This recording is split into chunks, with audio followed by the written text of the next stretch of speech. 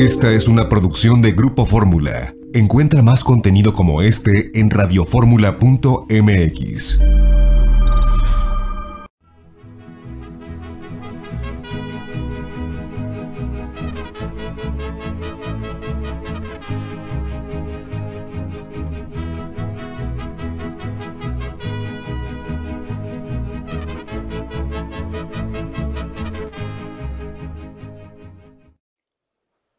Amigas y amigos, muy buenas tardes tengan todos ustedes. Los saluda con el afecto de siempre José Manuel Villalpando, aquí en una emisión más de su programa La Historia que Quiero Vivir, que estamos transmitiendo como todos los sábados en la tardecita, a las 4 de la tarde, la hora de la historia de México, a través de los micrófonos y frecuencias de Radio Fórmula.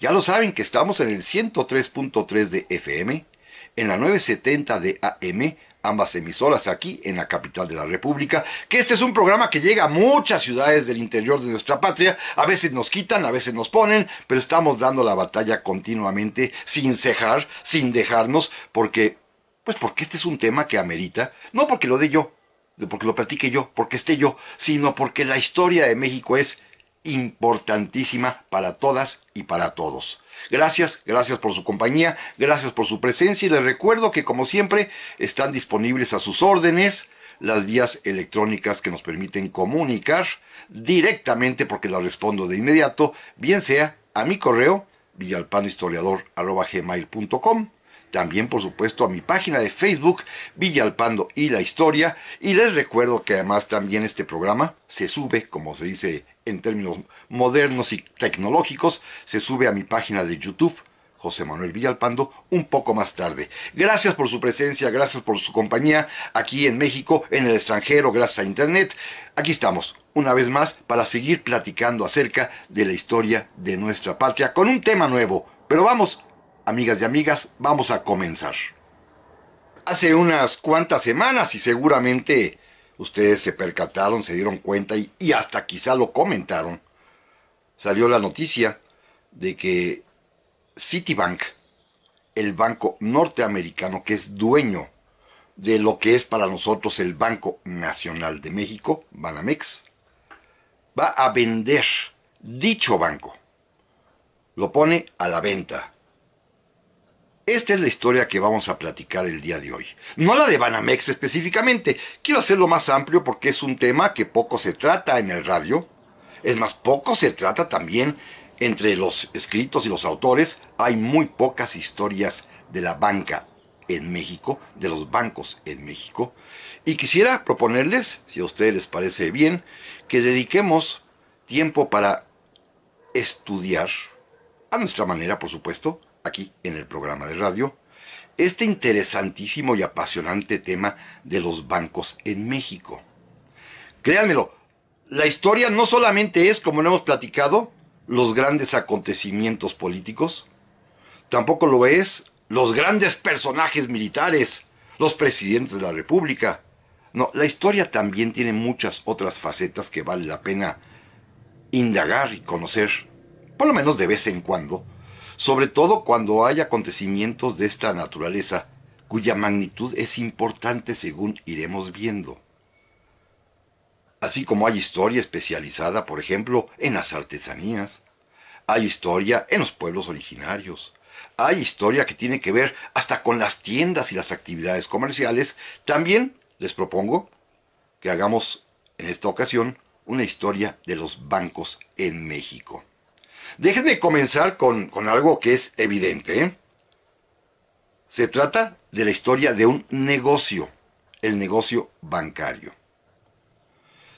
Bancos que son importantes, no porque yo defienda, y no lo defenderé por supuesto, el espíritu que podríamos llamar hoy imperialista del dinero, sino porque se trata de una actividad prioritaria y quizás hasta indispensable para el ser humano, porque los bancos son los medios de pago. Todos necesitamos de un banco. Todos usamos los bancos. Todos tenemos relación con algún banco. Y esto, pues, sucede hasta de la manera más elemental. La nómina, nos las depositan a través de un banco. Vamos al cajero automático a sacar dinero. Contratamos un crédito para comprar un coche en un banco. La casa, no se diga, mediante un crédito hipotecario. A veces necesitamos comprar divisas para viajar al extranjero o para pagar algo en moneda de otro país. Vamos al banco a comprarlas. Los bancos, pues, son parte de la vida moderna. En todo el mundo, aún en el mundo socialista, hay bancos, ¿eh? Los bancos existen. Son instituciones de crédito que a lo largo de la historia han evolucionado. Y quiero, si a ustedes les parece bien, que platiquemos acerca de cómo ha sido este desarrollo histórico de los bancos en México. Es una historia bien importante, ¿eh? Repito, la utilidad de los bancos, más allá de si es un negocio, si es un lucro, si es, por supuesto, usura, más allá de eso, la utilidad de los bancos fundamentalmente como instituciones que son un medio de pago, insisto, que permiten y captan el ahorro de la gente para obtener intereses, que a su vez utilizan ese recurso para promover inversiones y desarrollar actividades. Todo ello, que es parte de nuestra rutina cotidiana, tiene su historia. Bueno, vamos a platicar acerca de ella y de cómo ha sido la historia de los bancos en nuestro país. Déjenme primero aclarar un punto bien importante. Los bancos aparecen en México hasta mediados del siglo XIX. Pero antes de eso, sí hubo lo que podríamos llamar actividad bancaria en términos muy laxos, o actividad de crédito con más especificidad. Miren, porque el crédito, es decir, la necesidad de dinero, ha existido siempre. No solamente hoy en día todos necesitamos dinero para alguna cosa. Repito, a veces hasta para pagar los gastos médicos, a veces para comprar un coche, a veces para poder educar a los hijos, a veces hasta para pagar a largo plazo o a corto plazo, pues ciertos lujitos que uno se da, como ir a comer a un restaurante caro. Esto nos pasa a todos, absolutamente a todos, y todos recurrimos a los bancos. Pero esta función bancaria, repito, ya existía desde la época colonial. Fíjense bien, aquí hay un ingrediente bien importante: la moral católica. La moral católica siempre se opuso, desde la época de Cristo, a los prestamistas. Aquellas personas que prestaban dinero, porque la gente necesita el dinero, y a las cuales les cobraban altísimas tasas de interés. La moral católica, convertida en teología, tuvo un momento excepcional de lucidez, y seguramente ustedes habrán escuchado de este personaje, cuando Santo Tomás de Aquino escribiera su famosísima obra enorme que se llama la Suma Teológica. Allí en la Suma Teológica, Santo Tomás de Aquino, que se convertirá en el teólogo oficial de la Iglesia Católica, llega a la conclusión de que la actividad bancaria, es decir, la necesidad de crédito, de dinero de la gente, es algo totalmente natural, con natural al ser humano, es algo que no se puede cambiar y es algo con lo cual hay que vivir, con la necesidad que tiene la gente de contar con dinero para realizar tal o cual cosa, la que uno quiera. Sin embargo, lo criticable para Santo Tomás de Aquino es la tasa de interés. Para poder fijar más o menos una tasa equilibrada, ¿cuánto vale el dinero? ¿Cuánto se le puede cobrar a la persona que se le presta dinero? Santo Tomás decidió recurrir a un criterio para fijar un límite en la tasa de interés, declarando que cualquier tasa de interés superior a ese límite era pecado, el pecado de la usura, el pecado del lucro. Así que, de manera muy cristiana, muy católica, si ustedes quieren ya con más precisión, fue establecido por Santo Tomás de Aquino y se convertirá en doctrina oficial de la Iglesia Católica y por tanto del Imperio Español, que la tasa máxima de interés sería del 5% anual. Aquella persona que requería dinero, que pedía prestado dinero, solamente se le podría cobrar máximo el 5% anual. Es muy barato, ¿eh? Comparado con lo que hoy nos cobran los bancos, que ustedes lo habrán visto en las tarjetas de crédito, este 5% es muy, muy barato, y es el límite que fijó Santo Tomás de Aquino con la actividad, digámoslo así, moralmente rescatable, y si se pasa de ese 5%, es lucro, es pecado. Entonces, con estas ideas económicas fundamentales del catolicismo, de la religión cristiana, de la teología moral cristiana, se van a establecer en México lo que podríamos llamar las primeras instituciones de crédito. Estamos en la época de la Nueva España. Fíjense bien cómo funciona. Estas instituciones de crédito pertenecen primero a la Iglesia. Es la Iglesia la que va a prestar dinero. Pero fíjense de dónde lo toma. De todas aquellas herencias, legados, disposiciones testamentarias de personas que van muriendo y dejan dinero para obras de caridad, dejan dineros para misas, dejan dinero para atender un hospicio, dejan dinero para atender un orfanato. La Iglesia toma ese dinero, lo aplica al bien que decidió el difunto, pero también para hacerlo producir, presta ese dinero. Lo presta a personas normales, comunes y corrientes, para que ahí desarrollen proyectos productivos. Les presta dinero para comprar semillas, les presta dinero para comprar arados, les presta dinero para construir un molino, les presta dinero para construir una presa, presta dinero para abrir un camino. La Iglesia presta dinero, pero lo presta conforme a las tasas de el 5%. Pero de esto vamos a hablar, amigas y amigos, en un momento más. Ya estamos aquí, amigas y amigos, para el segundo bloque del programa de esta ocasión, en el que estamos iniciando esta historia de los bancos en México, de esta actividad crediticia vital, fundamental, sin la cual ninguna sociedad existe. Repito, hasta los países del bloque socialista tienen bancos, ¿eh? Todo mundo tiene bancos. Y estamos precisamente comenzando con el examen de lo que sucedía en nuestra época colonial, allá en la Nueva España, donde la Iglesia, a través de lo que se llamaba entonces, fíjense qué curioso nombre, Juzgado de Capellanías y Obras Pías, eran en realidad pequeños bancos donde se prestaba dinero. Dinero a las personas que lo requirieran para desarrollar con ellos proyectos productivos.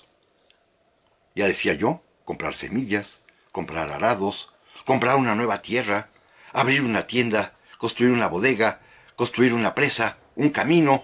Para todo esto prestaba la Iglesia. Eso sí, fíjense, y esto es lo interesante, a la tasa máxima del 5% anual, que es la tasa recomendada por Santo Tomás de Aquino, porque por encima de ella, más allá del 5%, se entiende como pecado, como usura, como lucro.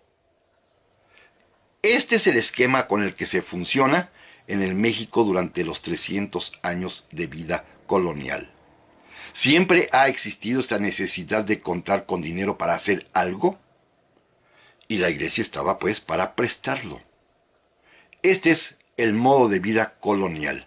Aquí lo interesante es que la Iglesia presta barato, al tope del 5% anual. Esto va a ser bien importante. Fíjense, moralmente hablando, según Santo Tomás de Aquino, e insisto en ello porque esto es trascendental para entender nuestra historia bancaria, más allá del 5% es pecado, es usura. Pero este es un pensamiento, insisto, cristiano católico específicamente, ¿eh? Católico específicamente.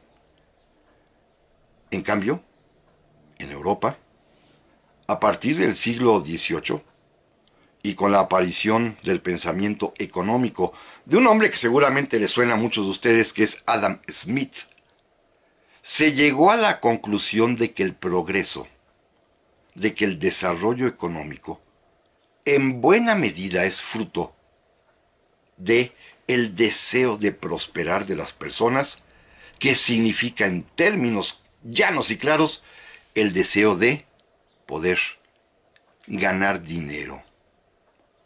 Un empresario invierte no porque es buena persona, invierte porque es un negocio con el cual va a ganar más dinero. Entonces, desde los días de Adam Smith y finalmente a través del pensamiento, escuchen lo que voy a decir, teológico-económico de las distintas denominaciones protestantes, que se apartan de la Iglesia Católica como todos sabemos, el interés, la tasa de interés, no puede limitarse al 5%. Aquí va a haber una lucha muy interesante, ¿eh? El creador del liberalismo, Adam Smith, pide que se liberen las tasas de interés. La Iglesia Católica pide que se conserve máximo la tasa del 5%. Esta va a ser una lucha constante que llega, en otros términos, hasta nuestros días, ¿eh? Hasta nuestros días sigue el debate de la licitud moral de las tasas de interés. Y en esto están metidos los bancos. Ya hablamos que en la Nueva España existen estos juzgados de capellanías que prestan dinero barato, pero al final de la época colonial, ya en los tiempos del rey Carlos III y del rey Carlos IV, cuando España ya está gobernada por estos reyes ilustrados, se trata de hacer el primer intento de introducir un banco privado. Un banco que opere ya conforme a lo que están haciendo los bancos en Francia y en Inglaterra. Es decir, un banco que preste dinero, accionistas que juntan dinero para ponerlos en ese banco, para ahorrar ahí, para que se preste dinero, con tasas de interés ya libres, abiertas. Este banco va a fracasar, por una parte porque sobreviene la independencia de México, por otra parte porque pues para los mexicanos, incluso para los españoles, se ve mal, se ve muy mal moralmente hablando que un banco pretenda cobrar intereses más allá del 5%, porque eso es pecado, insisto en este concepto, es usura, es lucro. Y para la religión católica el dinero es un mal necesario, pero necesario al fin. Y entonces es fácil juzgar a todo aquel que pretenda ganar más dinero del que está moralmente permitido como un usurero. Un usurero, que esa es la palabra que se emplea. Sobreviene la independencia. Y fíjense qué interesante esto. Se van, como todos sabemos, a abrir dos campos políticos que también son económicos: los liberales y los conservadores. El primero que da un paso en materia bancaria son los conservadores. Se van a sorprender con lo que les voy a platicar. Los conservadores quieren mantener el concepto moral de los bancos, manteniendo una tasa de interés limitada al 5%. Claro, ya sé que en el juego de las palabras hoy en día conservador ya no sabe uno ni qué es, pero en los conservadores originales, y en este caso el que empujó esta idea, todos lo conocemos y hemos escuchado hablar de él, es Lucas Alamán. Lucas Alamán decide, fíjense bien, cuando es ministro en el gobierno del presidente Anastasio Bustamante, crear el primer banco mexicano. Se llama el Banco de Avío. En 1832 crean el Banco de Avío. Fíjense nada más, este Banco de Avío creado por los conservadores, su importancia, que es casi nula, es históricamente trascendental. A los conservadores, después, los revolucionarios mexicanos lo van a tratar de imitar. Bueno, hasta el día de hoy todavía existen estas ideas, ¿eh? ¿Cuál es la idea? Fíjense bien. El banco debe prestar dinero a baja tasa de interés, máximo del 5%. Eso dicen los estatutos del Banco de Avío creado por Lucas Alamán. Ahora bien, lo importante es de dónde va a obtener dinero el banco para poder prestarlo. Fíjense lo que dispuso Lucas Alamán. En lugar de invitar al público ahorrador a que deposite su dinero en el banco, Lucas Alamán, que pensaba que esto era pecado, el ahorrar, el atesorar dinero es pecado, decidió que fuera el propio Estado mexicano, el gobierno mexicano, el que financiara al banco a través de lo que el gobierno captaba en las aduanas, particularmente por la importación de algodón. Los impuestos servirían para financiar al banco. Estas ideas conservadoras de Lucas Alamán, al día de hoy, 2022, todavía no pasan de moda, ¿eh? Todavía hay quien postule esto, ¿eh? Y tienen sus razones. Se trata, pues, de que el dinero del pueblo, es decir, a través de los impuestos, sean los que permitan crear y funcionar este banco para que preste dinero a la tasa de interés del 5%. Lucas Alamán estaba encantado porque se cumplía moralmente con todo lo que él quería.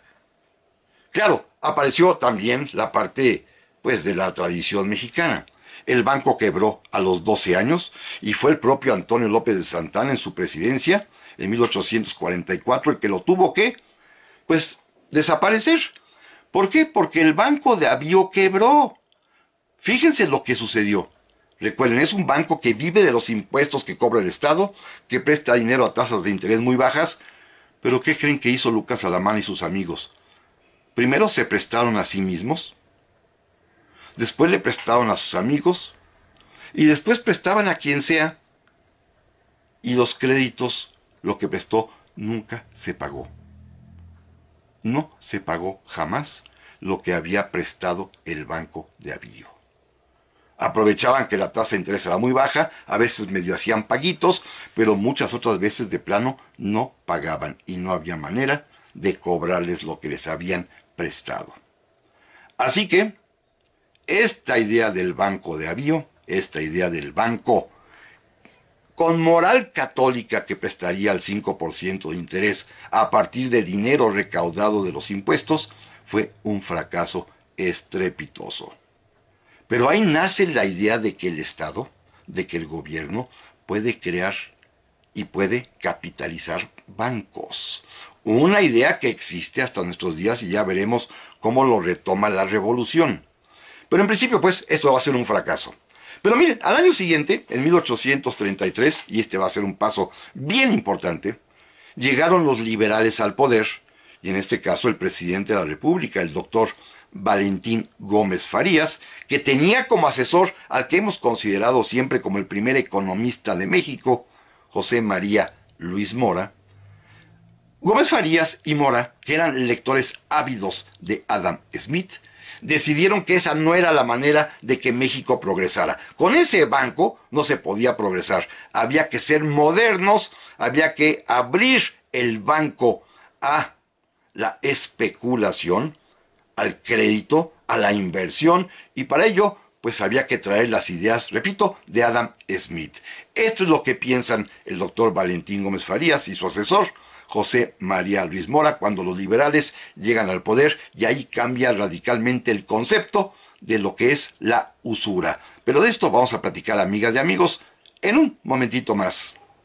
Ya estamos aquí, amigas y amigos, para el tercer bloque del programa de esta semana, en el cual estamos, pues, tratando un tema complejo. Yo lo sé que es complejo, pero es fundamental, que es importantísimo para entender mucho de la vida económica nuestra, la personal inclusive, pero también mucho de lo que está sucediendo en México con este anuncio que hace algunas semanas nos dieron a conocer de que Citibanamex vendería al Banco Nacional de México. Ya llegaremos a por qué pasó esto, por qué los bancos están en manos de extranjeros, los más importantes de nuestra patria, ¿eh? Lo cual, adelanto, es verdaderamente una cosa terrible, ¿eh? Es una desgracia, y no lo digo yo, lo dice una de las adalides del neoliberalismo.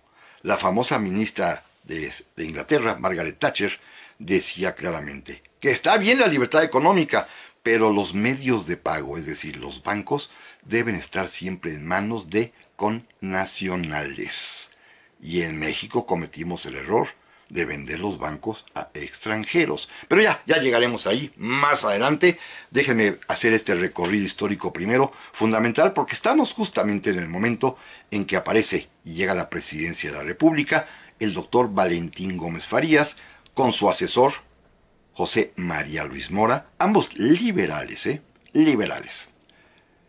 A ellos no les gustó la idea de lo que había hecho Lucas Alamán, de la creación del Banco de Avío, este banco que con ingresos del Estado provenientes de los impuestos financiaría actividades como la minería, como la empresa textil, prestando dinero a tasas de interés moralmente muy respetables, como había dicho Santo Tomás de Aquino, el 5%, pero limitadas y que no se puede subir, lo cual contradice lo que Gómez Farías y el doctor Mora conocían y sabían de lo que ya había escrito y señalado el famosísimo Adam Smith, que el progreso de las naciones se basa en el lucro, en el interés, en ganar dinero. Puede o no gustarnos esto, pero es que es la realidad triste. Y esto resulta ser, pues, que para Gómez Farías, para el doctor Mora, se dan cuenta que el problema del atraso de México es que no hay facilidades para la inversión. Que cualquier persona que desee ganar dinero tiene que limitarse siempre al 5%, porque si se pasa de eso, es usura, es lucro y es pecado. Así que lo primero que tienen que hacer Gómez Farías y el doctor Mora es hacer a un lado el concepto religioso moral y establecer un criterio económico que, fíjense bien, sigue vigente hasta nuestros días. Porque la ley que dicte Valentín Gómez Farías en 1833 hasta el día de hoy está vigente y nunca se ha derogado, y es la base de nuestro sistema económico liberal. Los liberales, en este caso Gómez Farías y el doctor Mora, propusieron en una ley, fíjense bien, prohibir la tasa tope de interés del 5%, se acabó eso, y establecer que el interés, es decir, el precio del dinero, lo que cuesta el dinero, la tasa de interés, en cada operación se fijaría convencionalmente de acuerdo con las partes.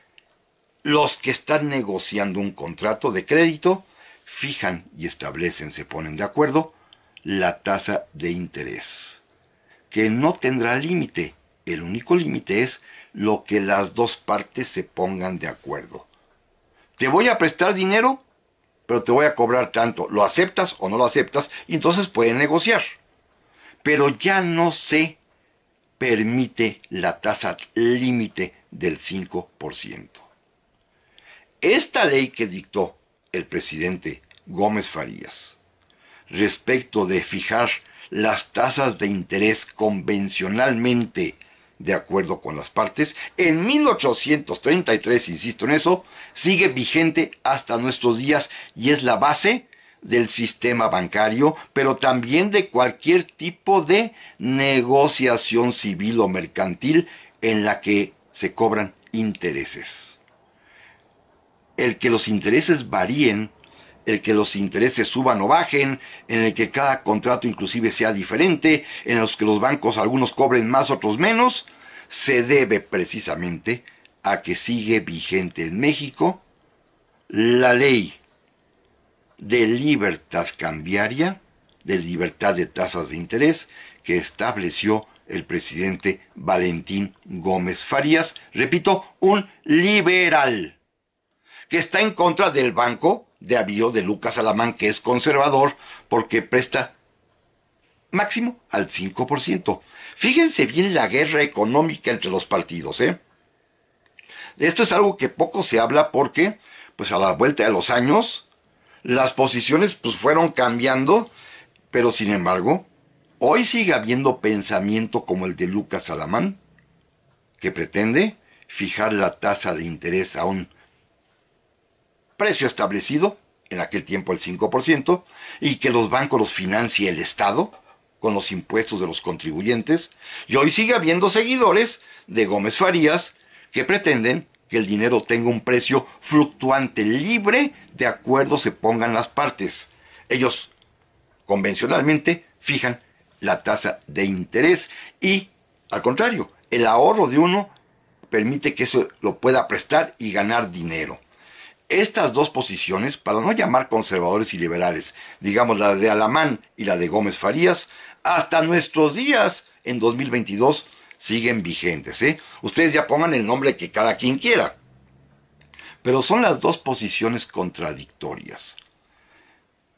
En otras palabras, un banco, para los seguidores de Lucas Alamán, no puede ser un negocio moralmente aceptado si no es que mantenga la tasa límite del 5% y sea propiedad del Estado.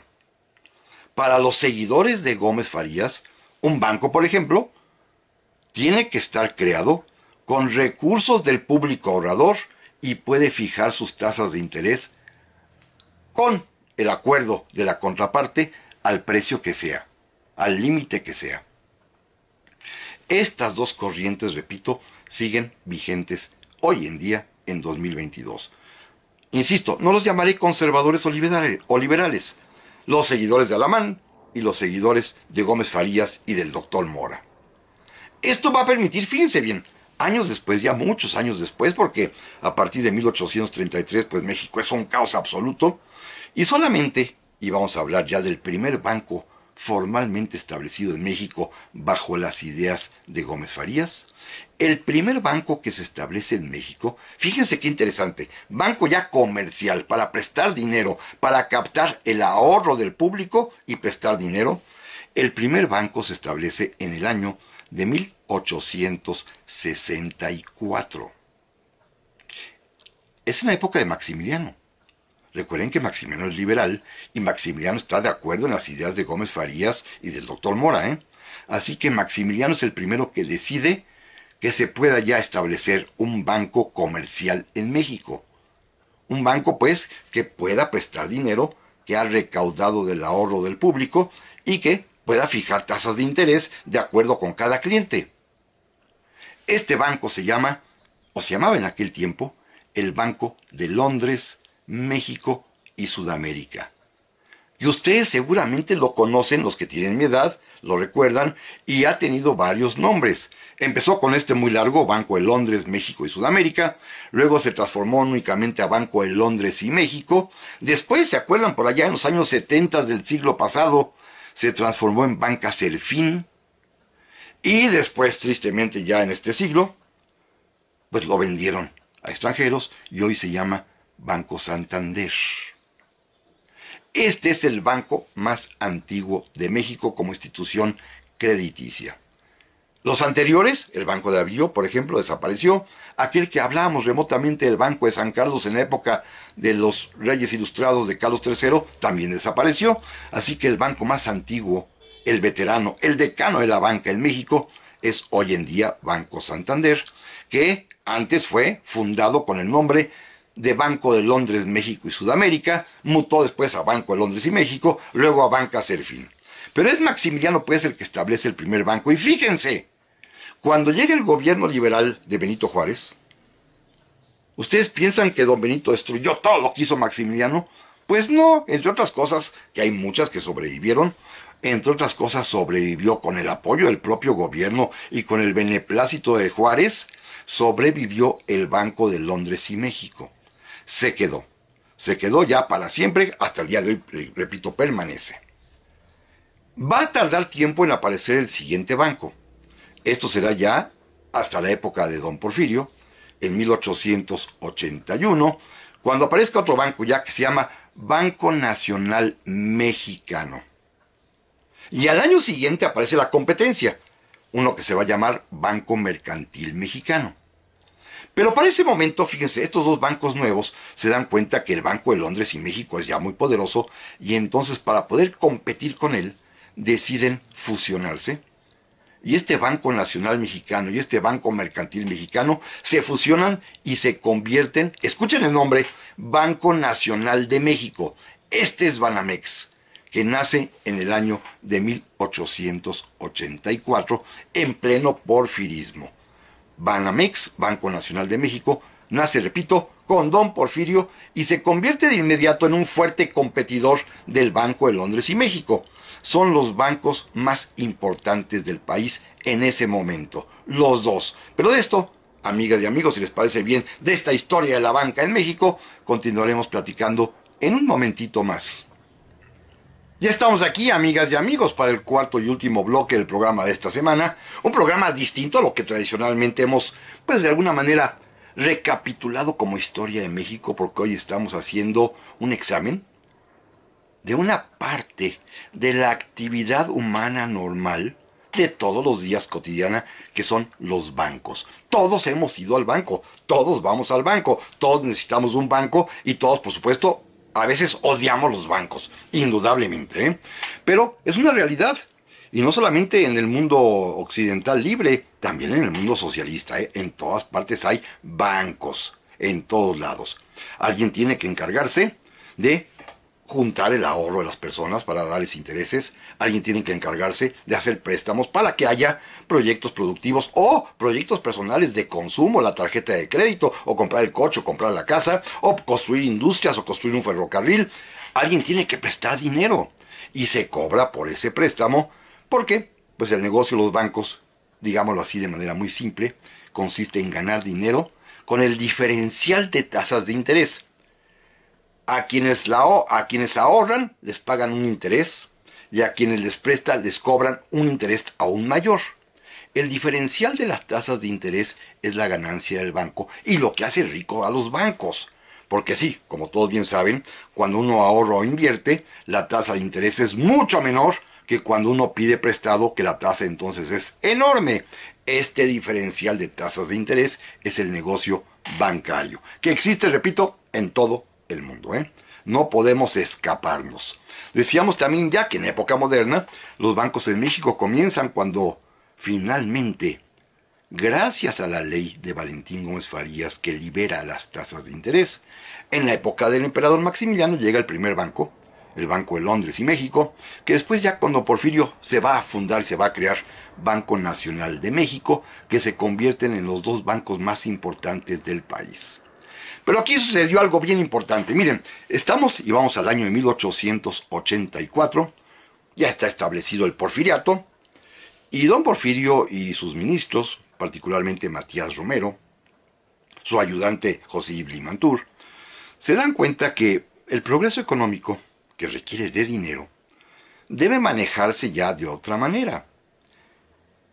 La gente no puede traer todo el tiempo monedas de oro y plata en la bolsa, en los morrales. Hay que crear un medio de pago diferente que tenga la representación del oro y de la plata. Y en Europa y en Estados Unidos ya existen, desde unos años antes, los billetes, el papel moneda. El papel moneda es un documentito, como todos sabemos, cualquier billete, que representa, según la cantidad de la cifra que allí tenga, dinero. Pero no es dinero, el dinero originalmente era oro y plata. El papel moneda es un sustituto para que pueda la gente manipularlo y llevarlo. No, es más fácil llevar un billete de $1,000 que llevar 1,000 monedas de a peso de plata. Se inventa pues el papel moneda y don Porfirio, Matías Romero, Limantur, se dan cuenta que se requiere emitir papel moneda. Y cometen una, llamémoslo así, una torpeza económica, porque quizás no había experiencia mundial en la materia, y permiten que los bancos, fíjense esto, qué interesante, permiten que los bancos, además de captar el ahorro del público, y además de prestar dinero al público, ida y vuelta, también puedan emitir papel moneda, siempre y cuando puedan respaldar su emisión con sus propios recursos en sus cajas fuertes. Si el banco emite un billete de 100 pesos, quiere decir que el tenedor de ese billete, quien lo tiene, puede llegar al banco y pedir, denme mis 100 pesos, y le dan sus 100 monedas de oro o de plata, lo que sea. Esta es la idea que tienen los economistas de don Porfirio. Entre ellos, en ese momento, el principal asesor de él, que es Matías Romero. Sí, este liberal también ilustre, ¿eh? Y entonces, en el Código de Comercio que se expide ese año de 1884, el gobierno del general Porfirio Díaz autoriza que se multipliquen los bancos de emisión. Repito, en ese momento había dos grandes bancos en todo el territorio nacional, el Banco de Londres y México y Banco Nacional de México, pero don Porfirio permite que haya más bancos, sobre todo regionales y locales. Primero va a aparecer el Banco de Santa Eulalia en Chihuahua, luego el Banco de Chihuahua, el Banco de Zacatecas, el Banco de San Luis Potosí, el Banco de Querétaro, hasta el Banco de Oaxaca, bancos por todos los estados y que emiten papel moneda, emiten billetes. Esto, por supuesto, para facilitar las transacciones y la vida ordinaria, para que la gente, repito, en lugar de llevar talegas con monedas, pues lleve un billete que equivale a 10, 20 o 40 o 50 pesos. Es mucho más fácil llevar billetes que monedas. Así va a desarrollarse el sistema bancario en la época de don Porfirio. Todos estos bancos, particularmente los bancos chiquitos que proliferaron, su especialidad va a ser la emisión de papel moneda. Y hacen préstamos y captan ahorro, pero emiten papel moneda. Afortunadamente la Secretaría de Hacienda y Crédito Público, ya en los tiempos del famoso ministro José Yves Limantour, los tenía bien controlados. No puedes emitir más papel moneda del que tengas respaldado en tus cajas, en tu caja fuerte. ¿Tienes solo por 1 millón de pesos? Puedes emitir papel moneda hasta por 1 millón de pesos. Esto los tenía bien controlados, afortunadamente, la Secretaría de Hacienda. Y claro, coexistían estos banquitos con los dos bancos tradicionales fuertes, el Banco de Londres y México y el Banco Nacional de México, que además eran los bancos de los que hacía uso el gobierno para sus pagos internacionales, para contratar deuda externa, para todas las negociaciones importantes. El propio gobierno de don Porfirio utilizaba a Banamex y al Banco de Londres y México. Pero llegó la revolución, y déjenme adelantar este problema que es interesantísimo y gravísimo, y es que en la revolución todo se desquició, también la vida económica y por supuesto la vida bancaria. Fíjense bien lo que sucedió. Con la revolución, al caer el poder del gobierno del general Porfirio Díaz, al caer el control que tenía la Secretaría de Hacienda sobre los bancos y al llegar al poder revolucionarios en cada estado, muchos de ellos enemigos entre sí, estos señores gobernadores les pidieron a los bancos locales que emitieran más papel moneda. Y los banqueros locales cometieron la torpeza de hacer caso, claro, por miedo, o por obediencia, o por compadrazgo, o por amiguismo, lo que ustedes quieran, y los banquitos, el de Santa Eulalia, el de Chihuahua, el de Zacatecas, el de Sonora, el de San Luis Potosí, el de Coahuila, comenzaron a emitir papel moneda sin ton y son, sin respaldo, y provocaron una crisis económica mayúscula, capital, porque se desató una inflación brutal, y aquello fue el desorden del mundo. Tuvo que llegar el gobierno, hasta el gobierno del presidente Álvaro Obregón, para acabar con esta práctica. Estos billetes que expedían los banquitos locales, si ustedes se acuerdan, por ahí habrán escuchado el nombre, se les llama bilimbiques. Porque no valían nada los bilimbiques. Decía que valía por 100 pesos, pero en realidad no valía ni un peso, y cuando mucho en las tiendas se lo recibían a la mitad, o cuando fuera, en el mejor de los casos, pues apenas te daban algo de cambio. Era una crisis económica bancaria tremenda, y es el gobierno del general Álvaro Obregón el que le pone orden primero, y después el gobierno del general Plutarco Elías Calles. Pero fíjense lo que va a acontecer. Ni Obregón ni Calles saben de bancos. Requieren la ayuda de un hombre que sí sepa de actividad económica, de actividad bancaria, y recurren a un abogado mexicano joven, destacadísimo, que se van a sorprender. Fue después, años más tarde, el fundador del partido Acción Nacional. Me refiero a Manuel Gómez Morín, a quien estos dos presidentes respetan porque es un intelectual económico de primera magnitud, y a él le confían resolver el problema bancario de México. Y aparece entonces la figura enorme de Manuel Gómez Morín, que además, como todos sabemos, es de derecha. digámoslo así, sería un seguidor de Lucas Alamán, pero servía al gobierno de la Revolución. En aquel tiempo, pues, Obregón, Calles, decidieron confiar en la inteligencia, en la sensatez, en la honestidad de Manuel Gómez Morín, para que les diera una solución a cómo resolver el problema de los bancos en México, y Gómez Morín lo hizo. Fíjense bien, estableció un sistema en el cual habría un banco central, que se va a llamar el Banco de México. Gómez Morín es el fundador del Banco de México, y habría este Banco de México, este Banco Central, como árbitro, como el único autorizado para emitir papel moneda y para controlar las casas de moneda, y como el que controlaría la inflación y la existencia de numerario, y controlaría a los bancos. Un banco, este sería un banco del Estado, pero su función es controlar. Y habría a partir de ahí dos tipos de bancos: bancos comerciales, es decir, bancos privados, y habría también, escuchen esto, bancos del Estado. Gómez Morín quiso traer 100 años después al régimen de la Revolución las ideas de Lucas Alamán y crear bancos del Estado, que estuvieran, pues, de un lado Banco Nacional de México y los demás, pero del otro lado bancos como el de Crédito Rural o Nacional Financiera. Pero de esto, amigos, de este tema bancario, que créanmelo, es muy, muy interesante, porque es finalmente la vida de hoy, que está también, repito, al calor de los acontecimientos por las noticias. De esto vamos a platicar, si Dios lo permite, la próxima semana. Por lo pronto, pásenla muy, pero muy bien. Y primero Dios, aquí nos vemos. Muchas gracias.